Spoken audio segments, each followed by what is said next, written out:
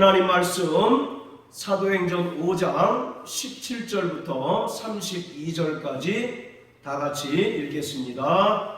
같이 읽겠습니다. 시작. 대제사장들과 그와 함께 있는 사람 즉 사두개인의 강파가 다 마음에 시기가 가득하여 일어나서 사도들을 잡아다가 옥에 가두었더니 주의 사자가 밤에 옥문을 열고 끌어내어 가로되 가서 성전에 서서 이 생명의 말씀을 다 백성에게 말하라 하매 저희가 듣고 새벽에 성전에 들어가서 가르치더니 대제사장과 그와 함께 있는 사람들이 와서 공회와 이스라엘 족속의 원로들을 다 모으고 사람을 옥에 보내어 사도들을 잡아오라 하니 관속들이 가서 옥에서 사도들을 보지 못하고 돌아와 말하여 가로되 우리가 보니 옥은 든든하게 잠기고 지킨 사람들이 옥 문에 섰되 문을 열고 본즉 그 안에 한 사람도 없더이다 하니 성전 맡은 자와 제사장들이 이 말을 듣고 의혹하여 이 일이 어찌 될까 하니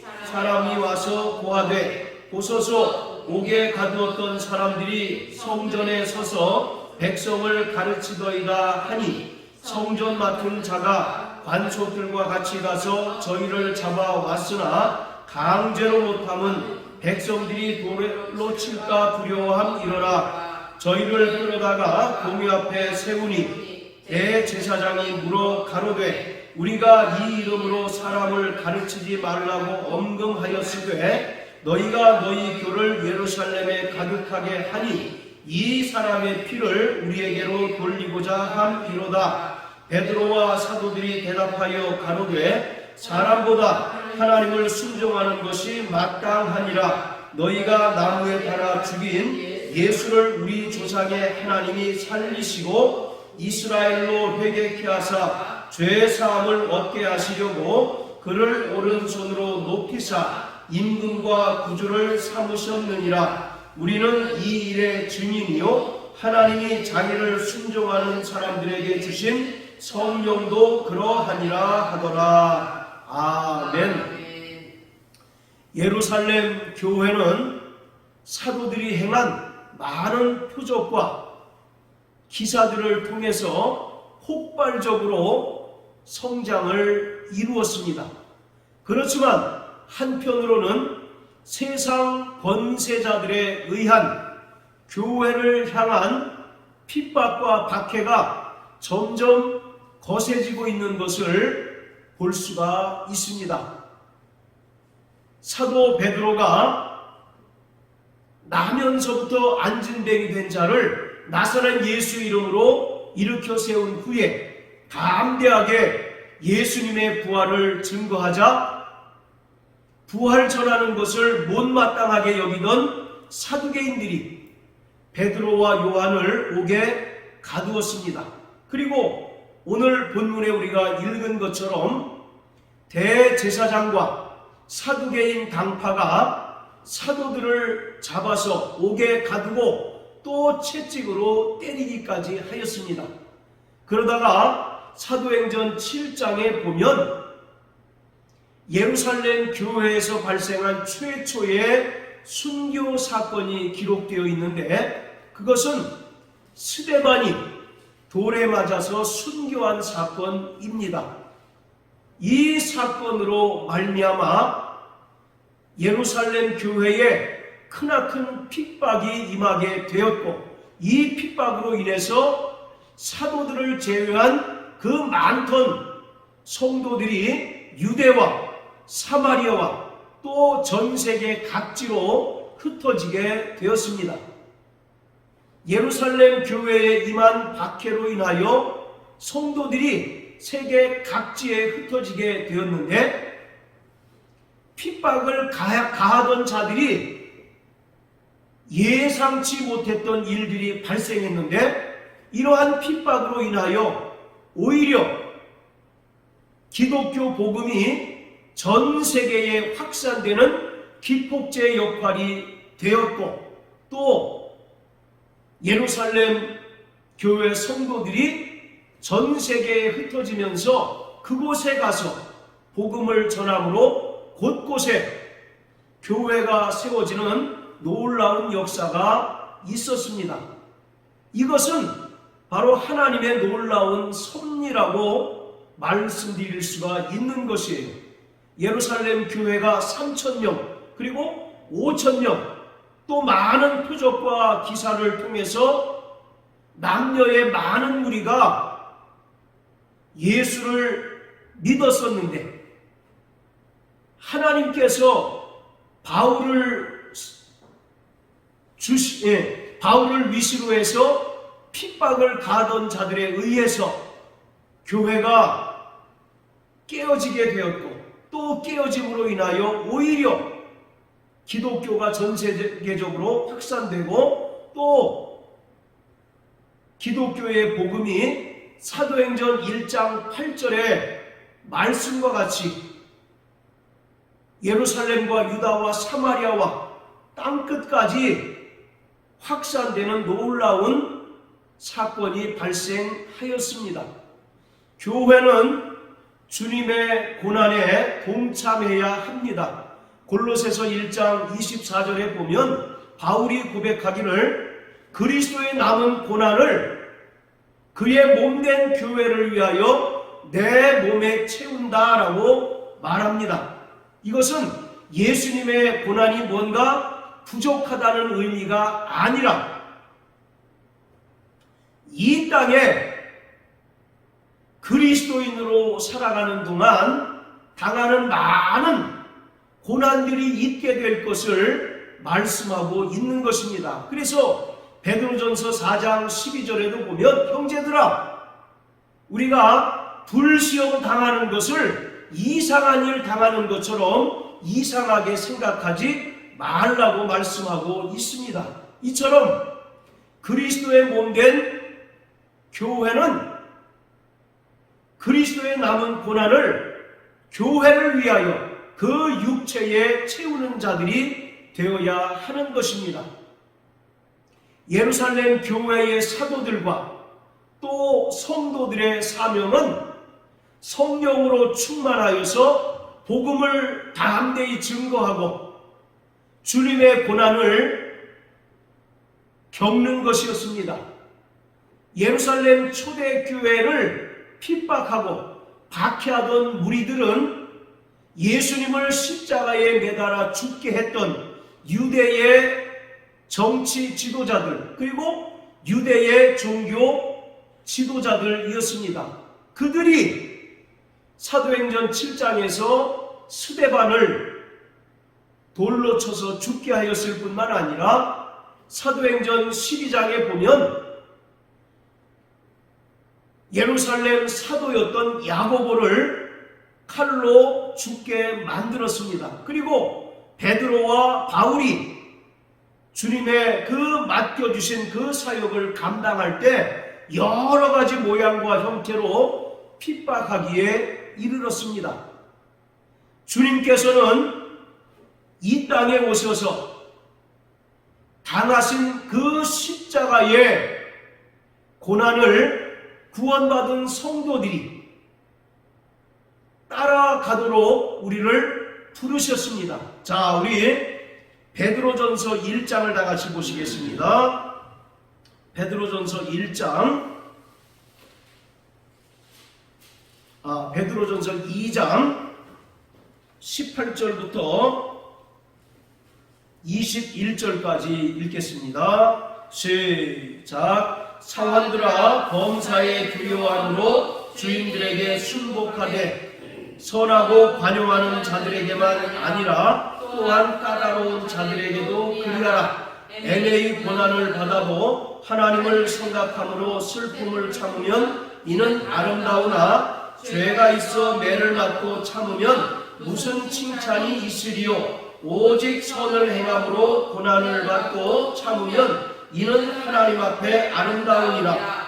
이를 위하여 너희가 부르심을 입었으니 그리스도도 너희를 위하여 고난을 받으사 너희에게 본을 끼쳐 그 자취를 따라오게 하려 하셨느니라. 자, 21절에 보면 구원받은 우리를 주님께서 부르신 그 목적에 대해서 분명히 언급하고 있는데, 예수님께서 이 땅에 오셔서 당하신 그 십자가 고난의 발자취를 구원받은 성도들도 따라가도록 하기 위하여 우리를 부르셨다라고 말씀하십니다. 예수님께서는 이 땅에 고난당하기 위하여 오셨습니다. 그리고 고난의 절정인 십자가에 달려 죽으심으로 말미암아 죄인된 인간들을 구원하시고 하나님의 자녀가 되게 하시고 하나님 나라 백성이 되게 하셨습니다. 그리고 예수님께서는 자신을 따르는 무리들에게 말씀하시기를 누구든지 나를 따르려거든 자기를 부인하고 자기 십자가를 지고 따라야 한다라고 말씀하고 있습니다. 2000년의 교회 역사를 한마디로 정의하자면 피의 역사, 순교의 역사입니다. 교회의 기초는 바로 믿음의 선진들의 그 피입니다. 바로 예수님의 부활 승천 이후에 성령 충만한 복음의 증인들이 담대히 목숨의 위험에도 불구하고 복음을 증거하고 또 복음이 온 세계에 전파됨으로써 비로소 우리에게도 복음이 전파되고 또 그 순교의 터 위에 그리스도의 몸된 교회가 세워진 것입니다. 그렇기 때문에 구원받은 성도들은 우리를 위하여 또 우리에게 복음을 증거하다가 피 흘린 순교자들의 그 사랑을 깊이 깨닫고 오늘을 살아가는 모든 성도들 또한 그리스도의 복음을 위하여 고난을 받을 때 그 고난을 두려워하거나 또 고난을 애써 피하려고 하거나 또는 외면하는 삶을 살아서는 결코 안 됩니다. 바로 우리에게 이 땅에 살아가는 동안 임하는 고난은 너무나 당연한 것입니다. 왜냐하면 교회는 기본적으로 이 땅에 세워졌지만 하늘에 속한 기관이기 때문입니다. 그래서 예수님께서는 요한복음 15장에서 이렇게 말씀하십니다. 자, 우리 요한복음 15장을 다 같이 읽겠습니다. 요한복음 15장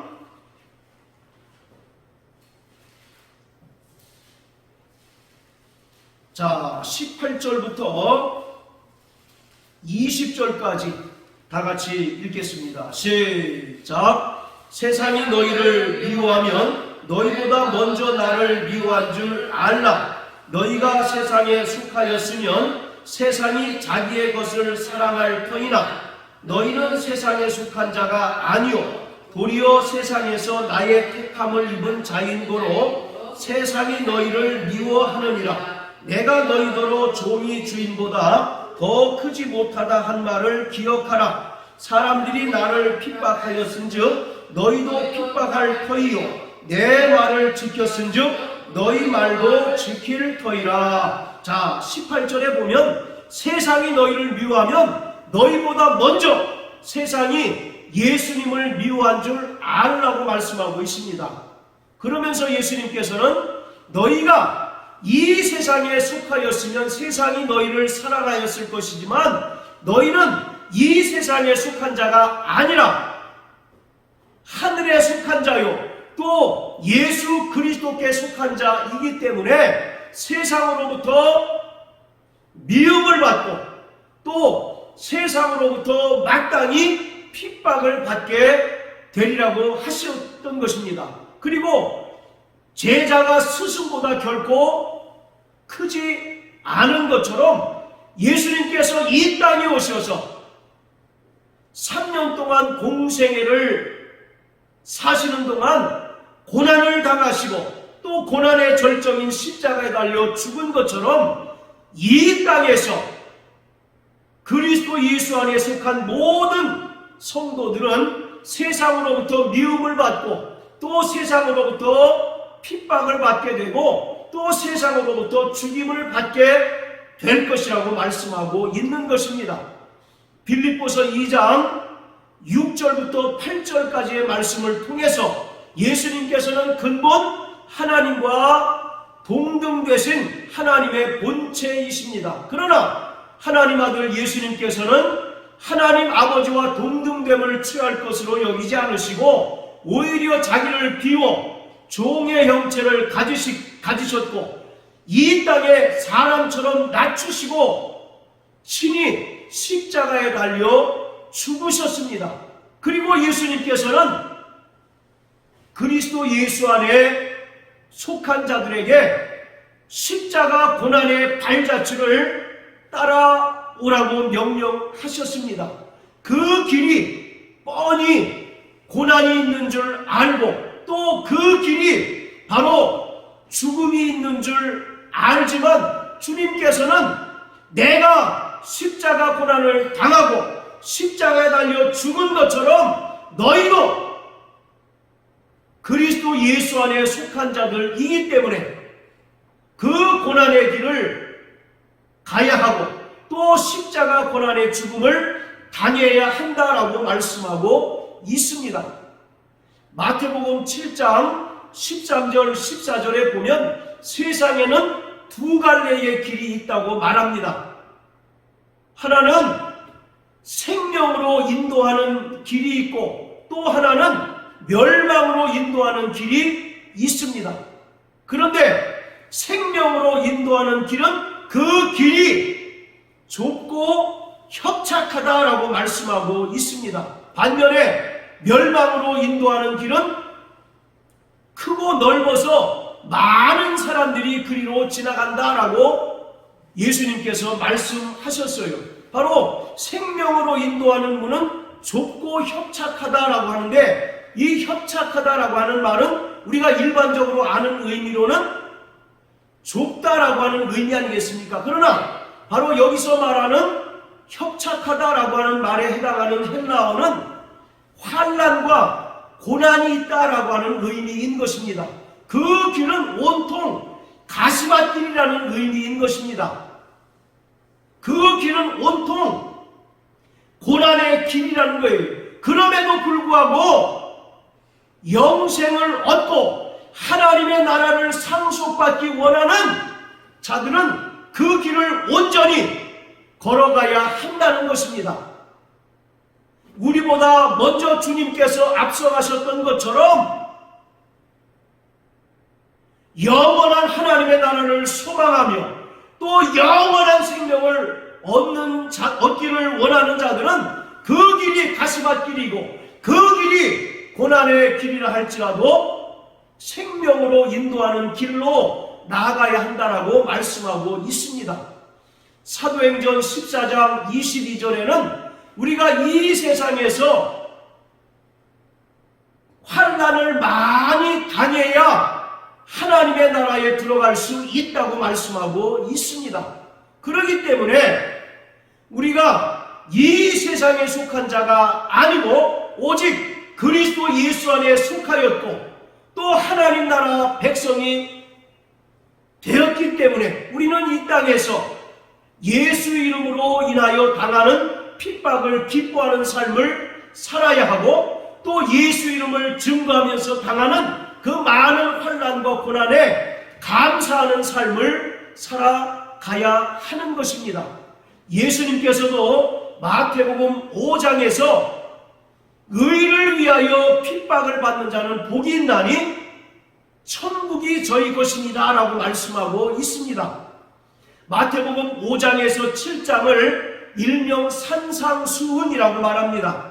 예수님께서 제자들을 산으로 데리고 올라가셔서 하신 그 말씀이 바로 산상수훈인데 그 중에서 마태복음 5장은 우리가 너무나 잘 알고 있는 팔복에 관한 설교입니다. 그 중에서 바로 8번째 복이 뭐냐면 의를 위하여 핍박을 받는 자는 복이 있나니 천국이 저희 것이니요 라고 말씀합니다. 그리고 내 이름을 위하여 너희가 욕을 먹고 핍박을 받고 박해를 받으면 오히려 기뻐하고 즐거워하라. 하늘에서 너희 상이 크다라고 예수님께서 말씀하고 있습니다. 그처럼 구원받은 성도들이 영원한 하나님의 나라를 소유하기 위해서는 이 땅에서 철저히 예수 이름을 인하여 또 예수 이름을 증거하면서 당하는 고난과 박해를 기뻐하는 삶을 살아가야 하는 것입니다.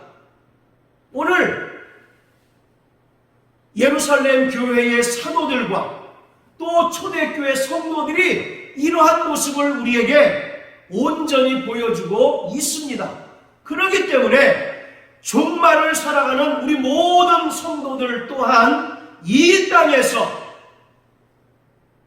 예수를 믿는 것으로 인하여 당하는 고난을 회피하는 자가 아니라 오히려 기뻐하고 즐거워할 뿐만 아니라 예수 이름을 인하여 당하는 그 고난에 감사하는 삶을 살아가야 하는 것입니다. 할렐루야. 네. 자, 다시 사도행전 5장으로 돌아갑니다. 자, 17절 18절에 보면 대제사장과 사두개인 당파가 그 마음에 시기가 가득해서 사도들을 잡아다가 옥에 가둡니다. 그리고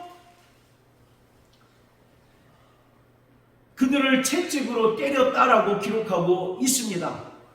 자, 그런데 어떤 사람들은 이 5장에 기록된 사두개인 당파들이 사도들을 잡아서 옥에 가두고 채찍으로 때린 사건이 4장에 나온 사건과 동일한 사건이라고 이렇게 주장을 하기도 합니다.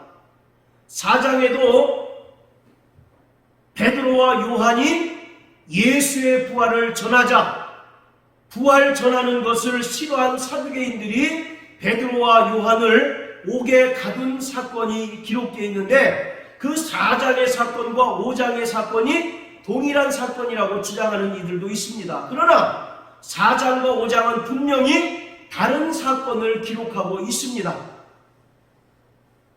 분명한 차이점이 나타나는데 4장에는 사두개인들이 베드로와 요한만 옥에 가둔 것으로 기록한 반면에 5장에는 많은 사도들, 베드로, 요한뿐만 아니라 많은 사도들을 옥에 가둔 것으로 기록하고 있습니다. 그리고 결정적으로 중요한 차이는 19절에 보면 주의 사자가 밤에 옥문을 열고 끌어내었다라고 하는 표현입니다.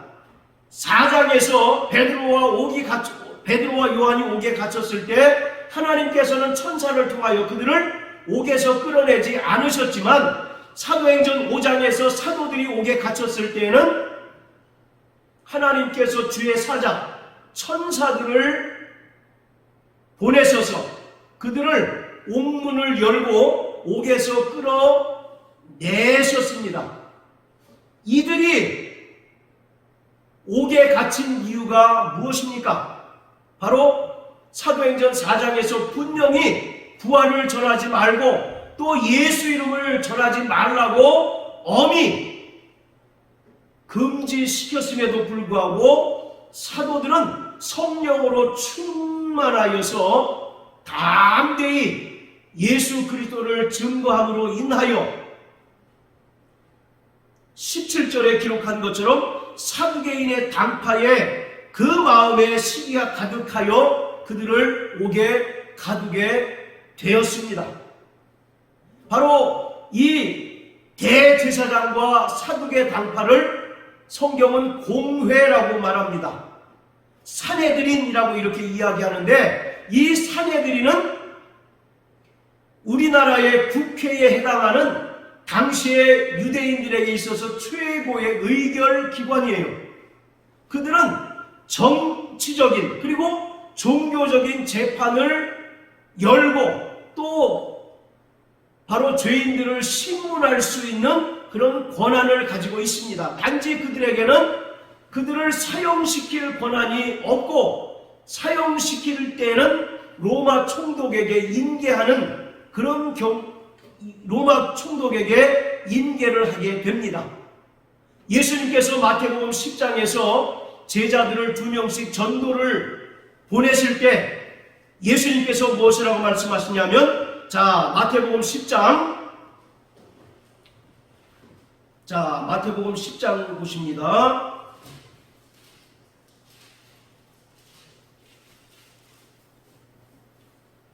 자, 16절부터 20절까지 읽겠습니다. 시작. 보라, 내가 너희를 보내니 양을 이리 가운데 보냄과 같도다. 그러므로 너희는 뱀같이 지혜롭고 비둘기같이 순결하라. 사람들을 삼가라. 저희가 너희를 공회에 넘겨주겠고 저희 회당에서 채찍질하리라. 또 너희가 나를 인하여 총독과 임금들 앞에 끌려가리니 이는 저희가 이방인들에게 증거가 되게 하려 하심이라. 너희를 넘겨줄 때에 어떻게 또는 무엇을 말할까 염려치 말라. 그때에 무슨 말을 주시니 말하는 이는 너희가 아니라 너희 속에서 말씀하시는 자 곧 너희 아버지의 성령이시니라. 자, 예수님께서 12명의 제자를 2명씩 짝지워서 전도를 보내실 때 하신 말씀입니다. 너희를 보내는 것이 양을 이리 가운데 보낸 것 같다 라고 말씀하시면서 사람들이 너희를 공회에 넘겨주겠고 또 회당에서 너희를 채찍질할 것이다 라고 말합니다. 그리고 또 18절에는 총독과 임금들 앞에 너희가 끌려가게 될 것이다. 그럴지라도 너희는 무엇을 말할까 염려하지 말아라. 오직 말하게 하시는 이는 하나님 아버지의 성령이시다 라고 이렇게 말하고 있습니다. 자, 이처럼 예수님께서 12명의 제자들을 둘씩 짝지워서 전도 보냈을 때 너희가 틀림없이 사람들로부터 공회에 끌려가서 또 회당에서 채찍질을 당하고 또 총독과 임금들 앞에서 너희가 신문을 받을 것이다 라고 하신 그 말씀이 지금 사도행전 5장에서 그대로 이루어지고 있습니다. 바로 이러한 모습은 예수님에게서도 우리가 그대로 발견할 수가 있는 것이에요. 자, 대제사장과 사두개 당파들이 사도들을 공회 앞에 세운 그 이유가 무엇입니까? 이들은 바로 자신들이 예수 그리스도를 십자가에 매달아 죽게 한 그 주동자로 몰릴 것이 두려웠기 때문이에요. 그리고 당시에 예루살렘 교회가 폭발적으로 부흥하고 성장하고 있는 것에 큰 위협을 느끼고 있었습니다. 그래서 이 사도 개인들은 사도들을 공회에 회부해서 합법적인 재판에 의해서 죽이려고 했습니다. 그러나 하나님께서는 19절의 말씀과 같이 천사를 보내서 옥에 갇힌 사도들을 구출해 내고 오히려 그들이 더 힘을 얻어서 담대히 하나님의 말씀을 증거하게 되었습니다. 자, 이처럼 예루살렘 교회가 성령이 임함으로 말미암아 이 땅에 세워진 때로부터 핍박을 받는 모든 과정은 모두 예수님의 공생애와 깊이 관련되어 있고 예수님의 공생애를 깊이 닮아 있다는 사실을 우리는 분명히 주목하지 않을 수 없습니다. 예수님께서 유대인들에게 자신이 하나님의 아들이라고 선포했을 때 유대인들은 바로 예수님을 잡아서 죽이려고 했습니다.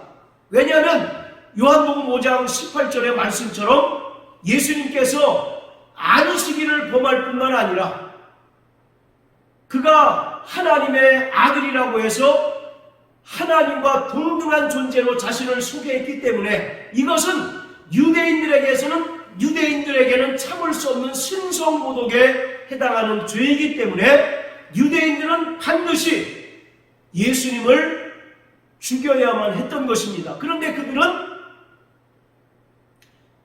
사형할 수 있는 권한이 없기 때문에 공회에서 의결해서 빌라도에게 넘겨주고 또 빌라도에 의해서 사형 판결을 받고 비로소 예수님을 십자가에 매달아 못 박아 죽게 하였던 것입니다. 이처럼 예수님의 그 공생애의 삶이 철저히 예루살렘 교회가 세워지고 또 핍박을 받는 그 과정을 통해서 고스란히 나타나고 있습니다. 교회는 예수 그리스도의 몸입니다. 할렐루야. 그렇기 때문에 철저히 교회는 바로 예수님께서 이 땅에 오셔서 행하신 모든 발자취를 따라가는 것이 바로 교회의 사명인 것입니다. 앞서 말씀드린 것처럼 예수님은 이 땅에 고난받기 위하여 오셨습니다.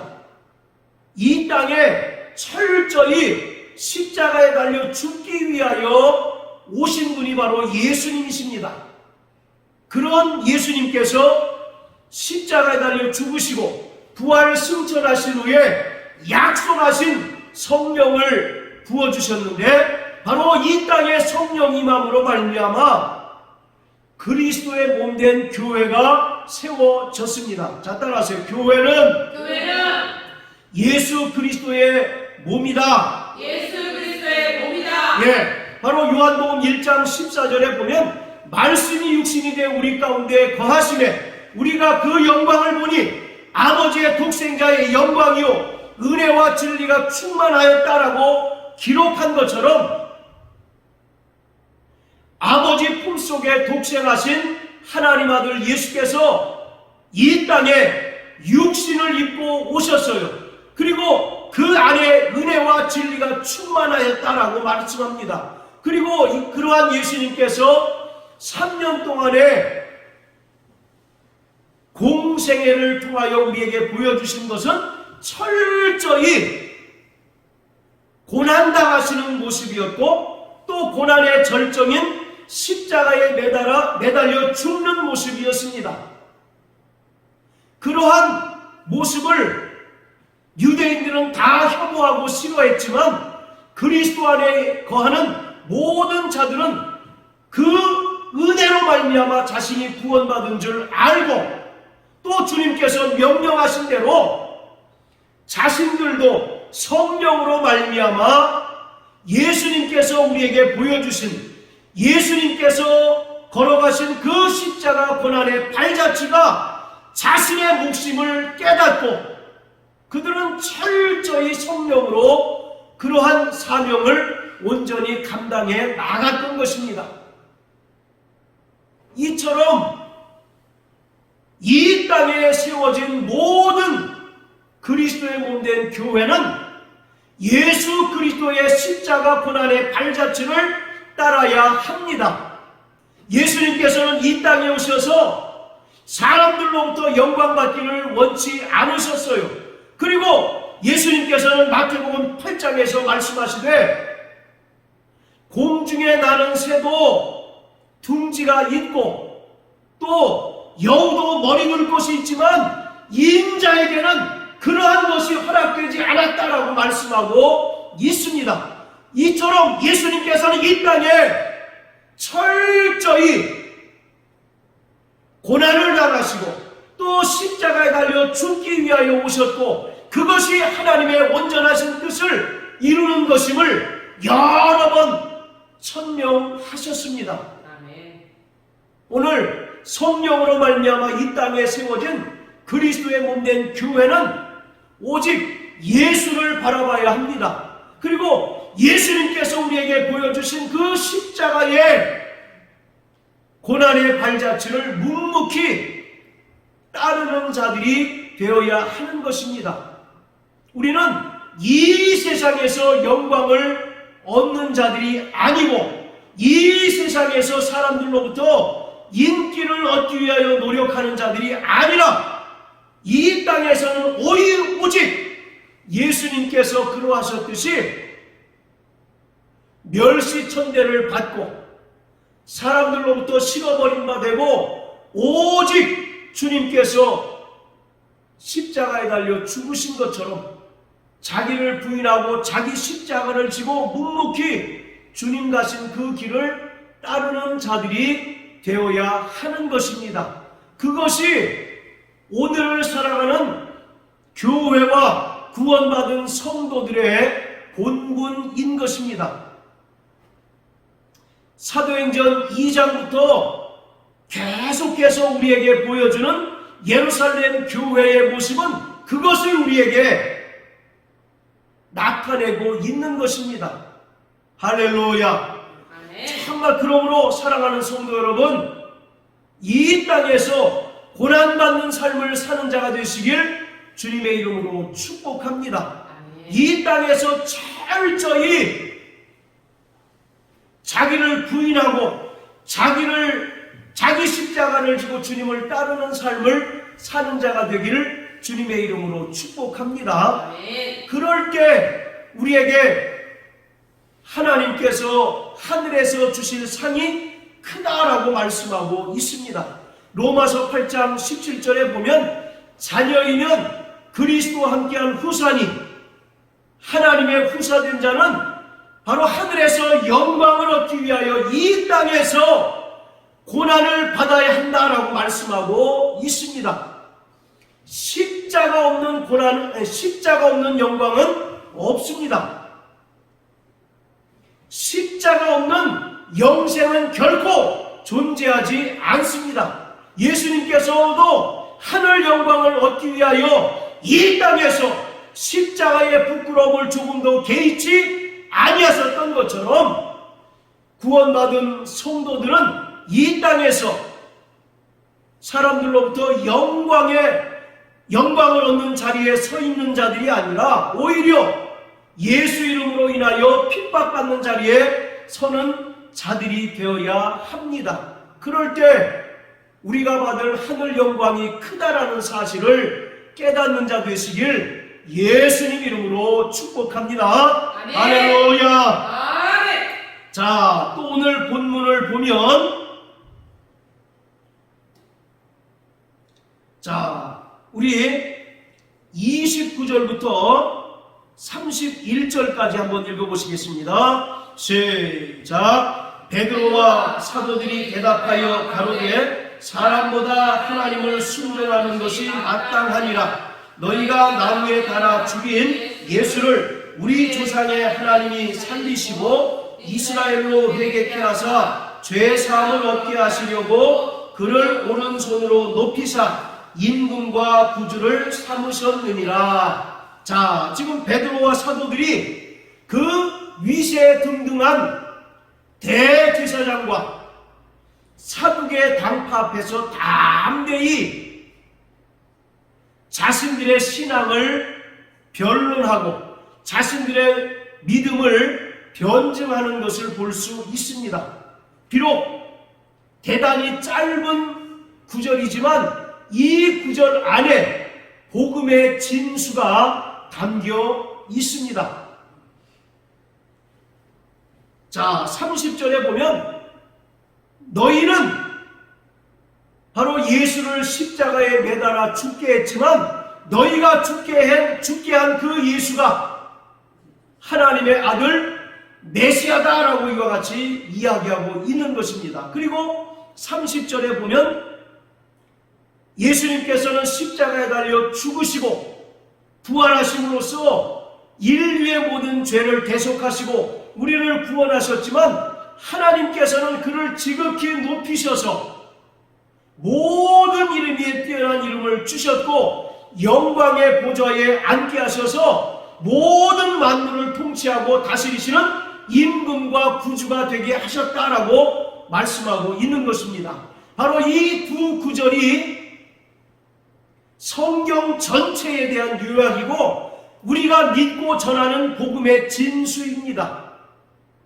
이것은 빌립보서 2장 6절부터 11절까지 나오는 일명 그리스도의 찬가의 내용이기도 합니다. 자, 우리 빌립보서 2장을 나같이 한번 보십니다.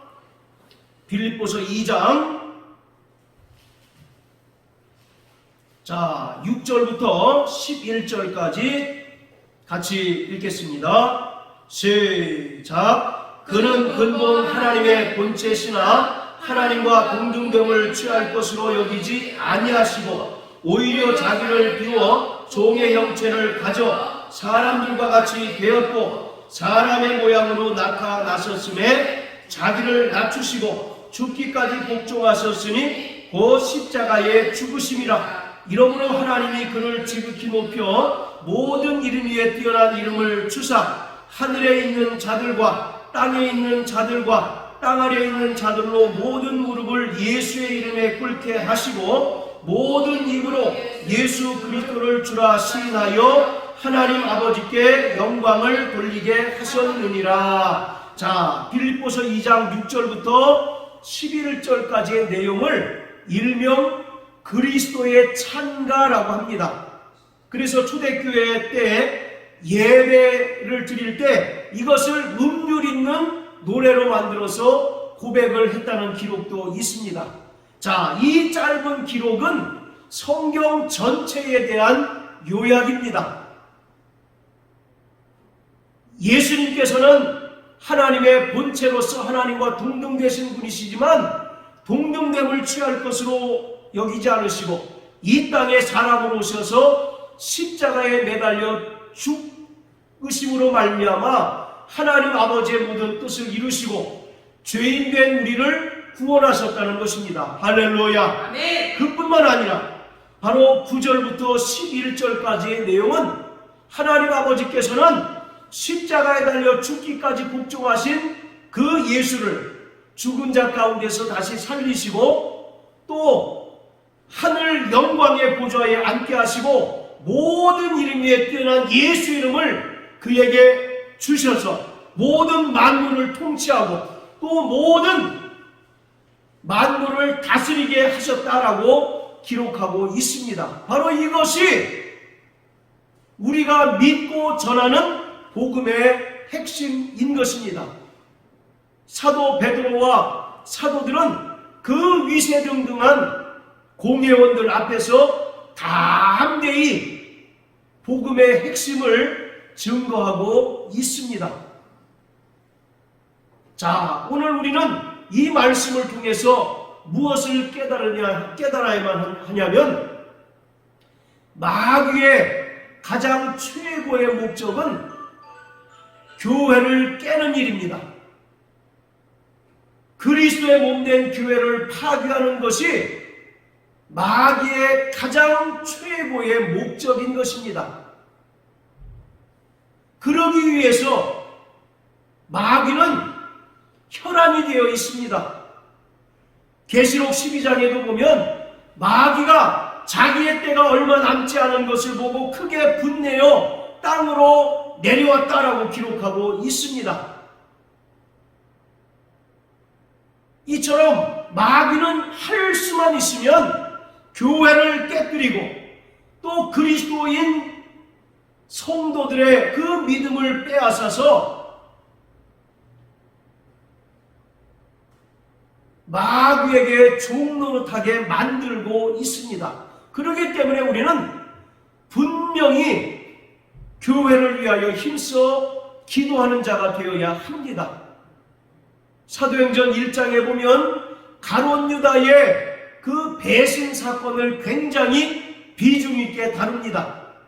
다른 복음서는 그냥 가룟 유다가 자살해서 죽은 것으로 그쳤지만 바로 사도행전 1장은 가룟 유다의 죽음을 바로 자기 지위를 떠나고 자기 처소를 지키지 않은 마귀의 타락 양상과 닮은 것으로 묘사하고 있습니다. 이것은 교회를 향한 마귀의 목적이 무엇인가를 우리에게 분명하게 보여주는 것입니다. 그리고 사도행전 5장 3절에 보면 아나니아와 삽비라가 그 마음에 사단이 가득해서 성령을 속이고 또 그의 밭과 일부를 감춘 사건이 나옵니다. 여러분, 교회의 주인은 성령이십니다. 할렐루야. 아멘. 바로 성령을 속였다는 것은 교회를 파괴하려는 마귀의 그 사역자로 아나니아와 삽비라가 쓰였다는 것을 의미하고 있는 것이에요. 이처럼 성령으로 충만하고 또 큰 능력과 표적과 기사가 나타나서 폭발적으로 부흥하고 성장하던 그 예루살렘 교회이지만 교회를 파괴하려는 사단의 역사는 끊임없이 진행되고 있다는 사실을 우리는 분명하게 알아야 합니다. 지금도 여전히 사단은 교회를 파괴하려는 그 음모를 펼치고 있습니다. 그리고 구원받은 성도들에게서 믿음을 빼앗아서 지옥 동반자로 삼으려는 그 마귀의 계획은 조금 더 구체적이고 또 강력하게 진행되고 있다는 사실을 우리는 분명히 알아야 합니다. 그래서 데살로니가후서 2장 4절에 보면 마지막 때가 되면 적그리스도가 하나님의 성전에 서서 자신을 하나님으로 섬기라고 강요한다라고 기록하고 있습니다. 여기서 하나님의 성전은 교회 공동체를 가리키고 있습니다. 따라서 우리는 더욱더 믿음으로 무장하고 주님께서 주신 그 사명으로 더욱더 무장하지 않고서는 이 마지막 때에 온전히 믿음으로 살아갈 수 없게 됩니다. 자, 따라하세요. 나 영혼아 성령으로 충만하자. 성령으로 충만하자. 바로 교회가 성령으로 충만할수록 그리고 또 주님의 은혜가 충만하면 충만할수록 교회를 깨뜨리려고 하는 마귀의 역사는 더 교묘해지고 또 더 강력해질 수밖에 없습니다. 그래서 교회의 복음을 변질시키고 또 오늘날 종교다원주의나 어떤 번영신학을 통해서 우리가 갖고 있는 그 믿음을 희석시키는 작업을 열심히 하고 있습니다. 그러나 바울은 분명히 이야기하기를 다른 영, 다른 예수, 다른 복음은 없다고 말씀하고 있어요. 다만 어떤 이들이 너희를 혼란케 하기 위하여 이러한 다른 복음을 전하는 것 뿐이다라고 말씀하고 있습니다.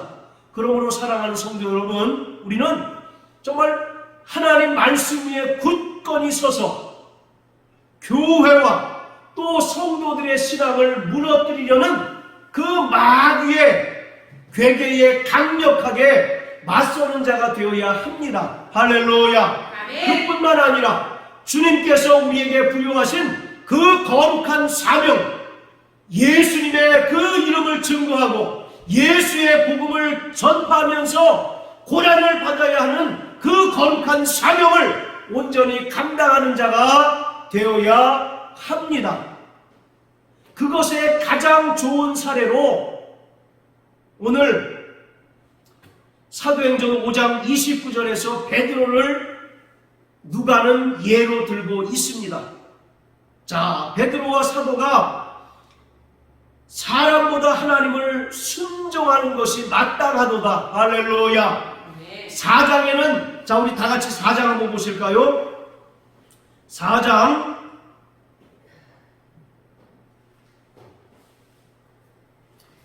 19절 20절 다 같이 읽겠습니다. 시작. 베드로와 요한이 대답하여 가로되 하나님 앞에서 너희 말 듣는 것이 하나님 말씀 듣는 것보다 옳은가 판단하라. 우리는 보고 들은 것을 말하지 아니할 수 없다 하니. 할렐루야. 바로 사두개인들이 너희는 다시 예수 이름을 말하지도 말고 가르치도 말라 하니까 베드로가 뭐라고 얘기합니까? 너희 말 듣는 것과 하나님 말씀 듣는 것이 어떤 것이 옳은가 판단하라. 우리는 보고 들은 것을 말하지 않을 수 없다라고 담대하게 선언하는 것을 볼 수 있습니다. 그리고 4장 8절에 보면 베드로가 성령 충만하여 백성과 관원과 장로들 앞에서 말하였다라고 기록하고 있습니다. 우리는 지금 종말을 살아가고 있는 것입니다. 주님께서 언제 오실지 아무도 알지 못하지만 우리는 날마다 종말을 기다리고 또 예수님의 재림을 기다리는 자들입니다. 그 주님의 때가 가까우면 가까울수록 마귀의 역사는 더 교묘해지고 강력해질 수밖에 없습니다. 그렇기 때문에 우리가 더욱더 말씀으로 무장하지 아니하고 또 주님께서 주신 이 거룩한 사명으로 무장하지 않게 되면 우리도 어느 순간인가 믿음을 잃어버리고 다시 마귀의 종노릇하는 신세가 될지 모르는 그러한 시대에 우리가 살아가고 있습니다. 그렇기 때문에 우리가 늘